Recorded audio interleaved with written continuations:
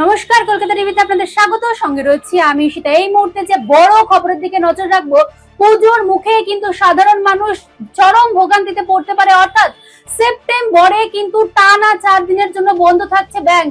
যেমনটা খবর পাওয়া যাচ্ছে যে প্রথম দফায় 11ই সেপ্টেম্বর ব্যাংক বন্ধ থাকার ডাক দেওয়া হয়েছে এবং তারপর 28 থেকে 30 সেপ্টেম্বর পর্যন্ত টানা 3 দিন চলবে কিন্তু এই হরতাল। অর্থাৎ সেপ্টেম্বর মাসে ব্যাংক ধর্মঘটের ডাক দিয়েছে ব্যাংক কর্মী এবং অফিসারদের সংগঠনের যৌথ মঞ্চ United forum of bank unions. অর্থাৎ এমনটাই জানা যাচ্ছে যে সেপ্টেম্বরের যে 4 দিন ব্যাংকের যে ধর্মঘট ডাকা হচ্ছে তাতে কিন্তু সাধারণ মানুষের ভোগান্তি বাড়বে, বই কমবে না।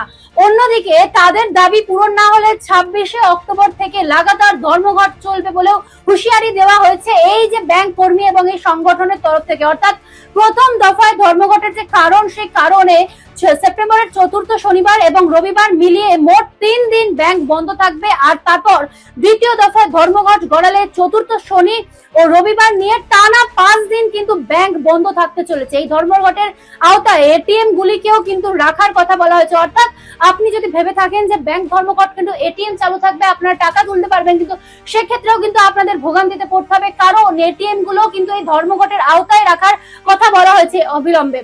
কবে থেকে এই ধর্মঘট রয়েছে? 11ই সেপ্টেম্বর একদিনের সর্বভারতীয় ব্যাংক ধর্মঘট। 28 থেকে 30 সেপ্টেম্বর টানা 3 দিনের সর্বভারতীয় ব্যাংক ধর্মঘট। অন্যদিকে 26শে অক্টোবর থেকে অনির্দিষ্ট কালের জন্য দেশ জুড়ে ব্যাংক ধর্মঘট কিন্তু ডাকা হয়েছে। কেন এই ব্যাংক ধর্মঘট ডাকা হয়েছে? যেমনটা জানা যাচ্ছে যে United forum of bank union জানিয়েছে কাজের ভিত্তিতে উৎসাহ ভাতা দেওয়ার ভিত্তিতে কর্মী সংগঠনগুলির সঙ্গে চুক্তির শর্ত ভাঙছে ব্যাংক কর্তৃপক্ষ। অর্থাৎ তাদের মনে হচ্ছে কোথাও গিয়ে ব্যাংক কর্তৃপক্ষগুলি তাদের সঙ্গে যে চুক্তি করা হয়েছিল সেই চুক্তি কিন্তু ভেঙে দিচ্ছে।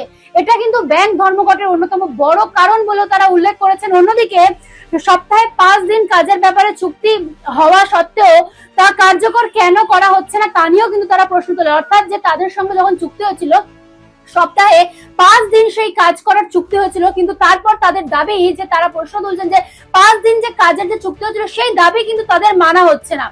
এছাড়াও বর্তমান নিয়ম অনুযায়ী প্রতি মাসের দ্বিতীয় ও 4র্থ শনিবার ব্যাংক বন্ধ থাকে, বাকি শনিবারগুলি ব্যাংক সম্পূর্ণ খোলাই থাকে।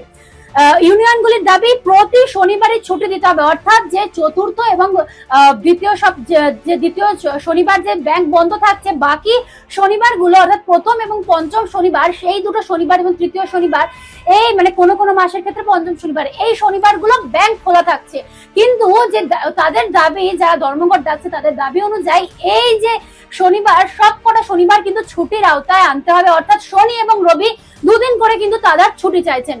5 দিন ব্যাংক খোলা থাকবে সপ্তাহে, এই দাবি দীর্ঘদিন ধরেই তাদের আলোচনায় রয়েছে। 2023 সালের সমঝোতা এবং 2024 সালের একটি স্টেটমেন্টে 5 দিনের ব্যাংকিং এর বিষয়টি অনেকটাই সমাধানের দিকে এগিয়েছিল বলেও ইউনিয়নগুলি দাবি করছে। অন্যদিকে ইউএফবিইউ এর অভিযোগ নতুন কাঠামো কর্মীদের বৈষম্য তৈরি করবে। অর্থাৎ নতুন একটি কাঠামো তৈরি হয়েছে, এই যে যারা ব্যাংকিং সেক্টরে কাজ করছেন তাদের জন্য, তো তারা অভিযোগ করছে যে নতুন এই কাঠামো কিন্তু কর্মীদের মধ্যে বৈষম্য তৈরি করবে। তাদের দাবি পিএলআই এর হিসাবে ব্যাংকের সামগ্রিক পারফরমেন্সের ভিত্তিতে হওয়া উচিত এবং স্কেল 6 পর্যন্ত কর্মী ও আধিকারিকদের জন্য একই ধরনের নিয়ম থাকা দরকার। অর্থাৎ ব্যাংকিং কর্মীদের মধ্যে তারা কিন্তু যে বৈষম্য হচ্ছে তার অভিযোগও কিন্তু তোলা হচ্ছে এবং সব মিলিয়ে কিন্তু এই মুহূর্তে ধর্মঘটের ডাক দেওয়া হয়েছে। এখন এ পর্যন্তই, দেখতে থাকুন কলকাতা টিভি রাত দিন 7 দিন।